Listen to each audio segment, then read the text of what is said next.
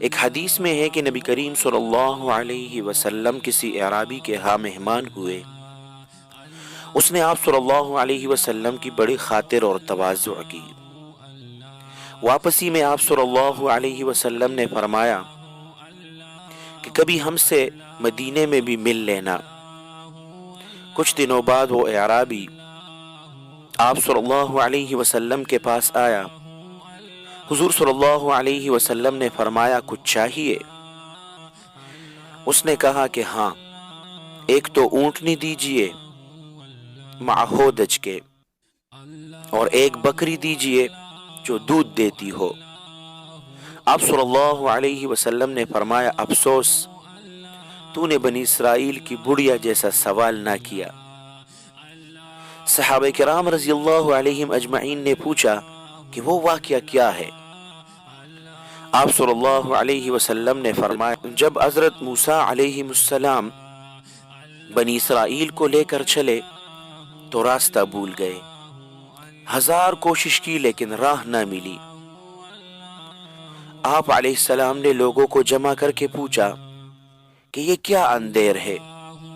تو علماء بنی اسرائیل نے کہا کہ بات یہ ہے کہ حضرت یوسف علیہ السلام نے اپنے آخری وقت میں ہم سے عہد لیا تھا کہ جب ہم مصر سے چلے تو آپ کے تابوت کو بھی یہاں سے اپنے ساتھ لے جائیں۔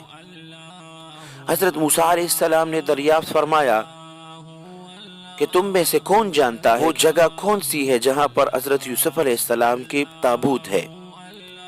سب نے انکار کر دیا کہ ہم تو پتہ نہیں ہے، ہم نہیں جانتے، ہم میں ایک بڑیا کے سوا اور کوئی نہیں جانتا، ایک بڑیا ہے جو صرف وہ جانتی ہے اور آپ علیہ السلام کی قبر سے واقف ہے۔ آپ نے اس بڑیا آدمی بھیج کر اسے کہلوایا کہ مجھے حضرت یوسف علیہ السلام کی قبر دکھلا۔ بڑیا نے کہا کہ دکھلاؤں گی لیکن پہلے اپنا حق لے لوں۔ حضرت موسیٰ علیہ السلام نے کہا کہ کیا چاہتی ہے؟ اس نے جواب دیا کہ جنت میں آپ کا ساتھ میسر ہو۔ آپ علیہ السلام پر اس کا یہ سوال بہت باری پڑا۔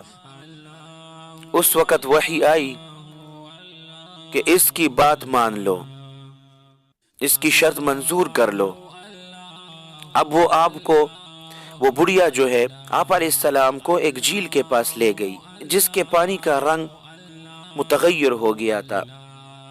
کہا کہ اس کا پانی نکال دو اس جھیل کا۔ جب پانی نکال ڈالا اور زمین نظر آنے لگی تو کہا کہ اب یہاں کودو۔